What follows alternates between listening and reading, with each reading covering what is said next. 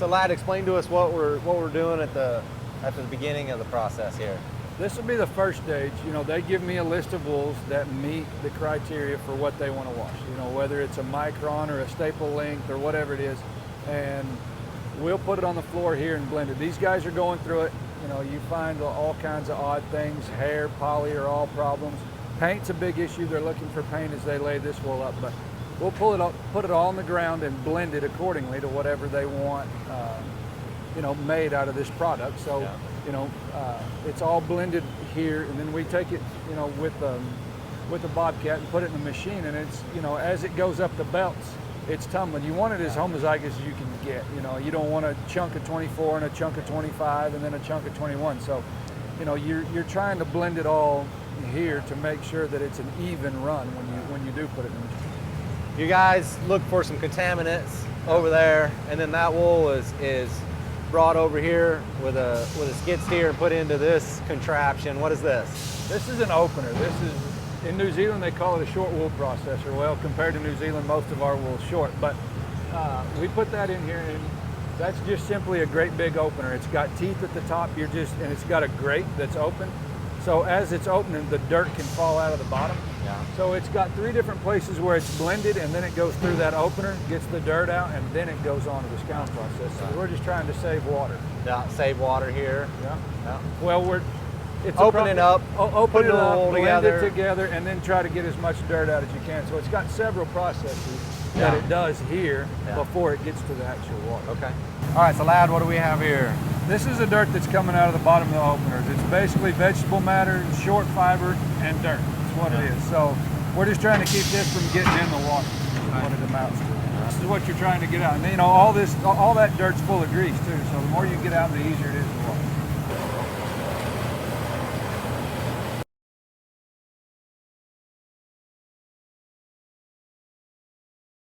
All right, so tell us what we've got here, lad. This is the first bowl. First bowl. Yeah, it goes from opened up, you know, just raw grease wool into this first bowl, and that water's anywhere from 170 to 180 degrees, and it gets soap added to it. So we're just trying. I mean, this bowl catches the majority of the dirt right here. So you're trying to knock the dirt and grease off as much as you can before it goes into another tank. You can see it's got the dunker in it. There's a screen right underneath those teeth, so that wool's going in about 1 foot deep, and it's just constantly moving forward. It stays in that bowl, you know, about 7-8 minutes long, and then the water is squeezed back out, and it, you know, and it carries into another tank. So these teeth are just pushing the wool down and then pulling it forward real slow. Yep. Yeah. You don't want too much agitation, because wool will start to felt, especially with the hot water on. So, you know, it's a smooth process. There's one bowl that has a little more agitation to it, just to move it, you know, move it a little bit. But you can't be too rough with wool, or else it'll start to felt in the bowl, and then you can't, you know, it's harder to make your finished product. So I can't throw my fleece in my washing machine at the house and clean it up. When you pull it out, it'd be like a rug, you know, and be stuck together. You had mentioned about water use. We want to use as little of water as possible. Tell us what we have here and how that helps that process.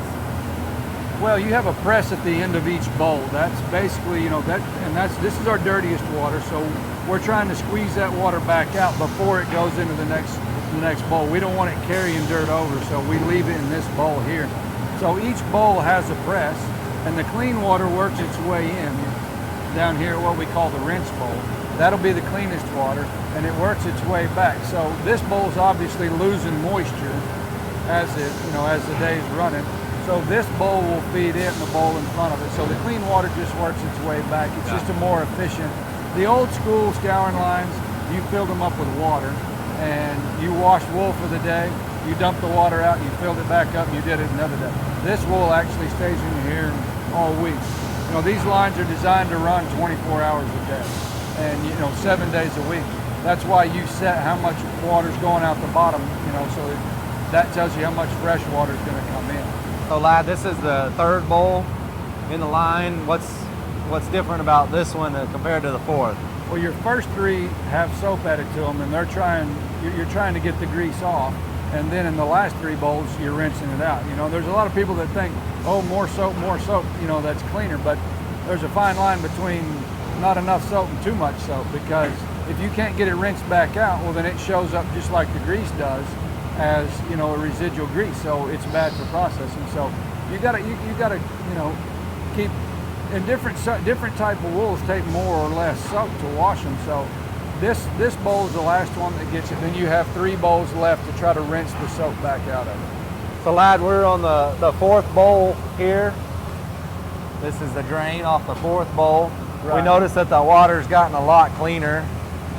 You know, at this stage, is it going to get cleaner all the way to the end? It will. By the time you get to the last bowl, I'm not going to say you can take a bath in it, but you can see through it. You know, you want your cleanest water right before it goes out. That's your final rinse, and you know, you're trying to get the last bit of soap or, you know, whatever's left in the wool out of it before it goes onto the dryer.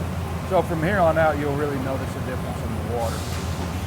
So this is the final bowl. Is this where you evaluate what's coming out, determine, you know, how fast this runs and everything? Are you looking at the water and the amount of soap that's left over in this last bowl?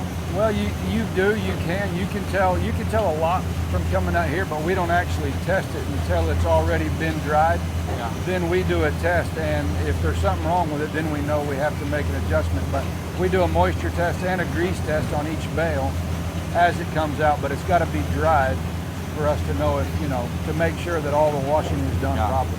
And as you mentioned before, the water coming out of this last bowl, you know, it's pretty clear there's not a whole lot left there. So. No, you don't want a whole lot left here. If it is, that means you're washing some really low yielding, you know, dirty wools. But and at times we get that, and then you've got to wash extremely slow, and it just takes more gallons of water per pound of wool, basically, when you have that really dirty wool tied to it.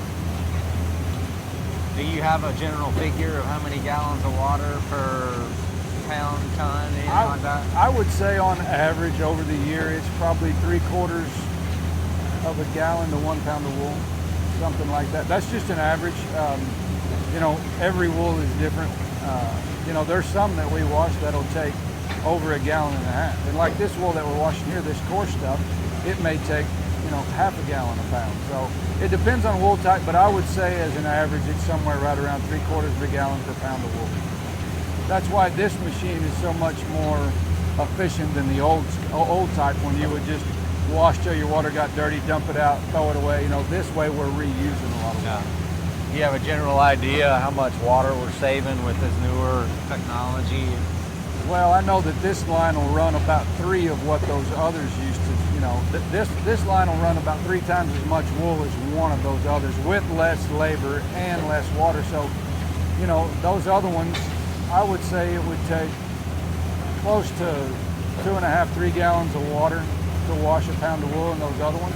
And here here we've cut it down to less than 1 gallon, so it is much more efficient. So we're at the end of the scouring train. That wool's got to be dried. Yes. What do we got here? That's a big, all that is a hot air dryer. Steam heats the air, and then it's got big fans in the back. And it's a drum dryer so that you get more surface area. The old school dryers were just a flat belt, but then you just had the length of the dryer, you know, there wasn't as much surface area. So these are drum drives. That wool's actually going up and over 6 big drums inside there, just to make more use of the, you know, the shorter dryer. But we try to keep the wool at about 12% moisture. The air inside there is about anywhere from 120 to 140 degrees, and it's just blowing it through it. The wool coming out of here after the press will have about 36% moisture left in it, 36 to 40. And then this machine monitors it as it comes out of the back, and we can set it. Some people want a little more, some people want a little less. You normally never go under 10. It creates too much static, and you can't, the wool becomes hard to work with, and it'll even try to felt itself. So about 12 is the average. What's the highest that you can go in moisture before it starts to mold? About 14%, because then what happens is you could get a hot spot or a wet spot in a bale. Yeah. And, you know, water's about the only thing that damages, you know, wool in this stage. So if you had a wet spot in there, it could actually start to rot the wool, you know, inside a bale, and that's something that you don't want to see. So about 14 is the highest we'll ever let it go. Okay. All right, so this is wool coming out of the dryer. what do we do now before it needs to be rebaled? Well, before we bale it, it'll come out. That's your moisture meters right there. That's touching it. It'll keep a control on how much heat the dryer needs to make sure it's wet enough, dry enough, whatever. Then we have pickers that sit here. And on this type wool that we're running right now, there's not a lot to take out, but specific wool types will need. We have to watch for black fiber or paint or whatever it may be. So we have pickers here that are taking out anything that doesn't need to be in it before it goes on. And from here it goes through 2 different dusters and through the baler. So you said dusters, so are they taking out anything? yes, they do. They take out dust and it's sent to a bin outside. But the dust and the vegetable matter comes out here and then it goes outside to a collection bin. Wool came in bales and goes out in bales. So that's right. Is this the last stage for you? This is the last stage. As it comes down, we'll bale it. Those bales will average 630 to 650. Every bale that comes out, we core it and do our own moisture and grease test on it. And then it's put on the scale, weighed, written down. There's a cover put over it, and then it's moved to the warehouse and waits for a truck.